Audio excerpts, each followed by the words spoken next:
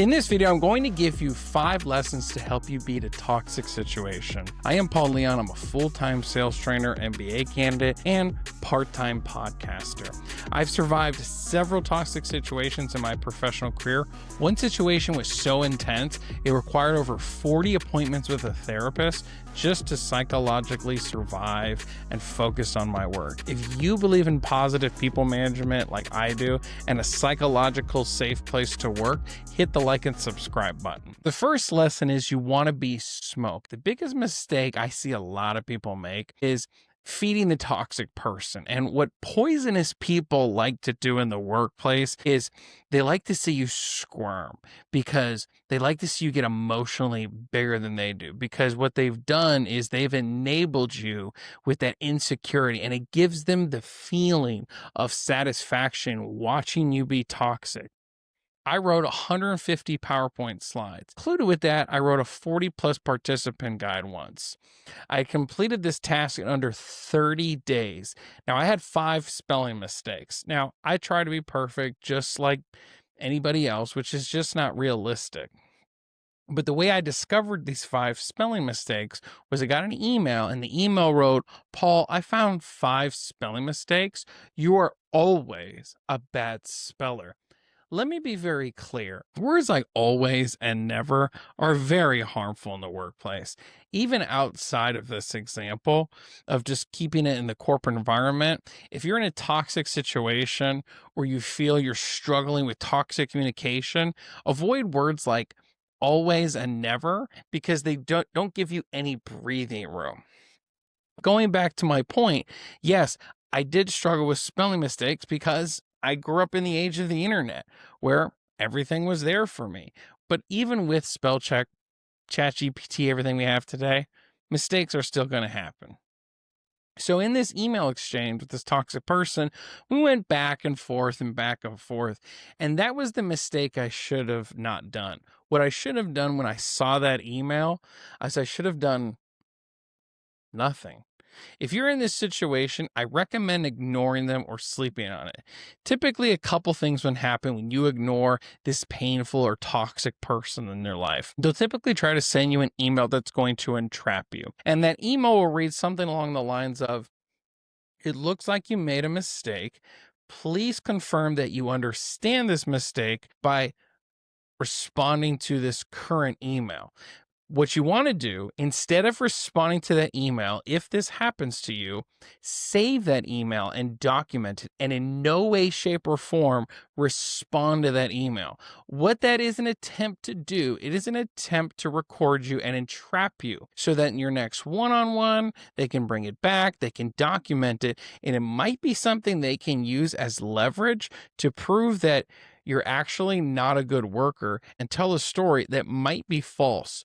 So again, be smoke. Do not let them catch you. You will thank me for this later if you are in this situation. Lesson 2, be steadily structured in data and facts.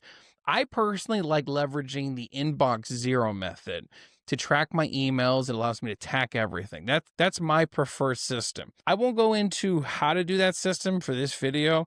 There's actually a better video on that from somebody by the name of Jeff Sue's YouTube channel. I recommend you check out Jeff Sue's inbox zero video. My only addition after you're done watching his video is make another tag and tag it documentation for questionable content. That way you can journal the details later. It'll help you to track dates easier for each instance. I'm not an employment lawyer. I want to be very, very clear. I'm just a professional who survived over 40 appointments with a therapist. And that's where this is coming from, just pure personal experience. But I understand the state you may be in if this is you. And remember this, though. Your memory is evidence. Your words, what you write in dates and times is data, and it is evidence to help protect you if you are in this really intense toxic situation. And if you're anything like me who has a family to feed and you can't afford to get fired just because of misinformation, this is going to save you a lot of peace of mind in documenting this outside of lesson 1. On Netflix, there's a documentary called Take Care of Maya. I'm not going to spoil this documentary. Just be ready to be sad. It's the easiest way I can say it. The reason I mentioned that is what was really amazing about that documentary despite the intensity of the story, was the primary reason that any type of light at the end of the tunnel situation was happening with his family going for a very tense situation. It says the mother in that documentary, Take Care of Maya, took excessive notes. And I'm just going to paraphrase some of this, but later there was actually a scene where a lawyer had said if the mother had not taken detailed notes, we don't know where this family would be. And thank goodness she did do that for her family. And it's important that you take diligent notes too, so it can help you survive an intense and toxic situation. Lesson number 3, do not gossip. So essentially, avoiding gossip sounds like common sense, but if you're anything like me and you're somewhat educated in this world, common sense is not always common.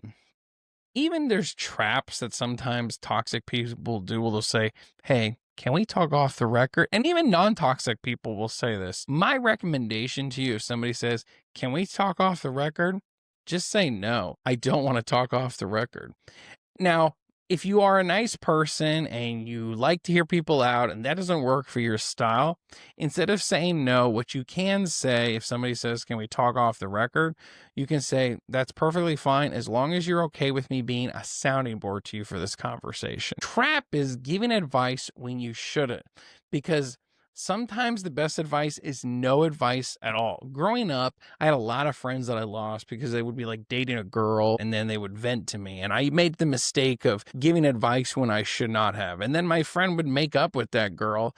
And then all of a sudden they didn't talk to me. And I would find out years later it's because I said something and he confided in her once they made up and I lost a friend. So this is just the personal example I want to give you. So when you're in a sounding board conversation, use words like wow. Wow is the best word ever. I like the word wow because it has no meaning. It doesn't mean anything.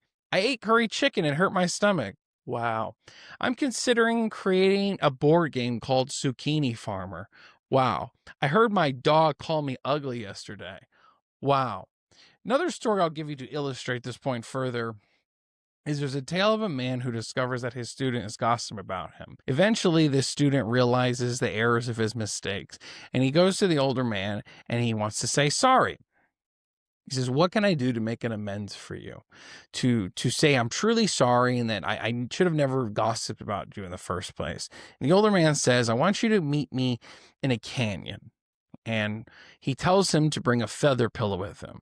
They meet at the canyon, him and the student. He tells the student, go ahead and rip up that feather pillow. And he rips up the feather pillow and all the feathers go into the canyon. They spread everywhere. The wind takes it all over the place. He goes, well, what do you want to do next? And the old man goes, I want you to catch all those feathers. He goes, that's absolutely impossible. He goes, exactly. You probably knew where that story was going, but I think that story really holds water and true to this date and drives home the point of avoiding gossip. Lesson number 4, do not share your wah-wahs with your work network. I love to share, but the best thing that helped me was getting a therapist. In my family where I grew up, they actually frown upon it and they think you're crazy. In fact, when they were growing up, my family survived a dictatorship. People who went to therapy in their intense situation were actually thrown in rooms. I really understand that point of view. For the most of us here in America, I feel it's one of the best things you can do so you don't share your wah-wahs with people around you who may gossip about you. If I want a glass of clean water, but then I poured some water from the faucet, it would still look clean and somewhat the same, but it's still not because it didn't go through a filter. And you might drink it and it might still feel good, but you're still taking in some toxins. And that's what you're doing when you share your wah-wahs with someone. They may be drinking clean water and you're taking dirty water and put it in their cup when they're not really qualified to help you with those personal problems. It's better to project that into a therapist or somebody who's trained professionally to help you reframe. So all you have for the people who you work with and for the people in your personal family and love is just the good stuff. That's a huge benefit in going into therapy. And I get it. It feels good, but the reality is personal bias plays a role in your workplace way more than you think, regardless of how awesome your performance is. The Society of Human Resources states that 50% of the hires they're seeing is through referrals. So if we take that data at face value, we can easily see that personal bias is the reason that even people get hired or promoted or level up in the workplace. And that's why this is such an important lesson for us to embrace. Lesson 5, selfish moments are normal, but being self-absorbed is dangerous. What do I mean by that? I'm going to talk from the heart on this one. Being selfish, the best way I can give you some heart to heart on how I personally interpret this message is sometimes my kids absolutely drive me crazy and I try to reduce screen time. Sometimes I just give up because I'm tired or the dog kept me up all night and I'll just be like, fine, go ahead and watch whatever Minecraft is on YouTube. Totally fine by me. That's being selfish. I'm tired. I want to rest a moment. Not bad selfish. That's just selfish. Being self-absorbed is if I went to my kids and they said, hey, Dad, can I have a hug? And I said, hey, I can't give you love because I don't have enough love in my life. So I'm not going to give you love. That's an excessive example of being self-absorbed. And how this works in the workplace is if you're reporting to somebody who's very self-absorbed, you have to be so safe with the fact that you have to allow them to feed their own ego and be a sounding board. Self-absorbed people love sounding boards the most because it allows them to keep talking about themselves. And in some ways, you might be even of the state of hearing this and being like, well, I don't really like these people. I don't want to be around them and I associate with them. And that's a great goal to have. But realistically, for most of us, we're probably in situations where we have to work with toxic people sometimes. So we have to learn to get along to move along. I said I was only 5, but because I'm in a good mood, I feel like giving a little bit of a bonus content. I think this lesson will hold water and I think it will stay true with you, is ensure that you also reframe what a win is in the workplace and in your professional life. One of the things I have personally struggled with and even creating content, doing a podcast, doing my MBA that I'm pursuing is putting too much of my identity in my professional career and not in the things that truly matter. And the best way I can give you an example of this is through a final story. My son is in soccer and I love my son very much. He's pretty much struggled in sports. And I personally feel that I've taken a hand in that. I should have been pushing him more or whatnot, but I was working a lot. And I recently got an opportunity to get him off screens, take him out in my backyard. And even though he was a little bit kicking and screaming, we ended up practicing soccer together. And we even went through the sink set, made an obstacle course where I'd swing the swing and he'd have to dribble through there. Kick back and forth. We spent about an hour together. And the reason this is important is because my son recently wanted to quit soccer. He had got hit in the face with the ball a few times, gave him a bad experience. But we did this hour practice, just father and son. He had his first game recently. And in that game, I cannot tell you with 1 hour of practice, just with me, outside of with his coach, inside of his teammates, he was in the game. He was dribbling. He was passing the ball. He was not afraid. He even did some kicks. He knew how to throw the ball in because we even practiced just that little effort there and going through the goal. Even the parents around me, the coach were like, what changed with your son? It's like he's a different player all of a sudden. I said, my dad practiced me for an hour and I have the confidence to do this.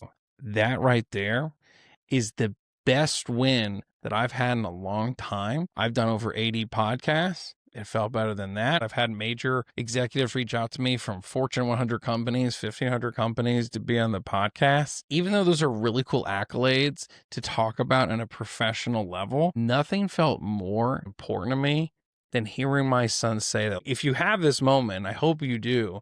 I'm actually just getting a little teary-eyed just thinking about it. A personal win for your family and people you love is significantly more important than any win you'll have in your professional life or if you're struggling with a toxic person. I hope some of these insights in this video were helpful to you. Again, if you believe in positive people management and a psychologically safe place to work, hit the like and subscribe button. My name's been Paul Leon. I want to thank you again for checking out the Manager's Mic YouTube channel.